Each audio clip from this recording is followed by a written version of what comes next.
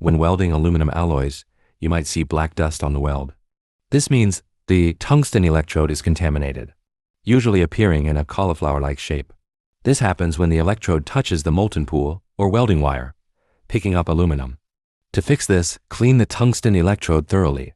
Contaminated electrodes can cause welds trapping tungsten, which is not acceptable for critical components. Changes in arc shape affecting stability and heat input. Poor arc initiation and reduced electrode lifespan. Keep the electrode shape stable and reduce wear. Set the welding machine to around 200 amps and arc weld on scrap aluminum for a few seconds. The tungsten will form a small round ball, essential for high-quality welds.